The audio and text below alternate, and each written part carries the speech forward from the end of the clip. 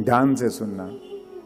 ये सुराहा असुराहा बारंबार यही चलता रहता है। ये सुर किसको कहते हैं और असुर किसको कहते हैं? सुराहा अर्थात, जरा ध्यान से सुनना, बहुत सुंदर बात बतला रहा हूं। सुरा अर्थात देवता, असुरा अर्थात दानवा। अब ये सुर और असुर समझना, न तो आपने आज तक कोई देवता देखा होगा और न कोई दानव देखा होगा। देखा है तो किसको सुर कहते हैं, किसको असुर कहते हैं? अब आइए अपने घर गृहस्थी में चलिए। सुराहा अर्थात जिस घर के अंदर रहने वाले सब एक स्वर में काम करते हैं, तो समझ लेना उस घर में रहने वाले सब के सब क्या है? सुराहा। जब सब परिवार में रहने वाले भाई बहन, परिवार में रहने वाले पत्नी बच्चे जब एक स्वर में, समवेत स्वर में, एक ही भाव में जब कार्य करते हैं, एक ने जो कह दिया सब उसकी बात को मान लेते हैं। यानी कि सुराहा, एक स्वर में जब सब लोग रहते हों, एक उसमें जब सब लोग रहते हों, तो समझ लेना उस घर में रहने वाले सब क्या हैं? सुराहा, सब देवता हैं।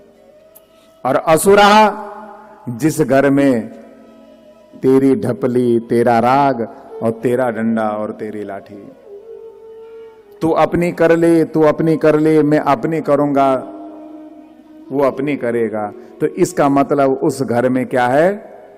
असुराहा। वहां स्वर नहीं है, वहां सबके स्वर बिगड़े हुए हैं, सबके बोल बिगड़े हुए हैं, सब एक समवेत में नहीं है, इसलिए वहां पर असुराहा। और जहां असुराह रहते हैं वहां पर क्या होता है? कलह, काल का वास होता है। वहां पर कलह यानी कि झगड़ा होता है। जहां असुराहा, जहां सब लोग एक पंक्तिबद्ध रूप में नहीं विराजते, वहां देखा, आप लोगों ने देखा होगा ना, आप लोग भी कई बार सुर और असुर बन जाते हैं। बहुत बार जो है बोला जाता है कि एक पंक्ति होकर के आए।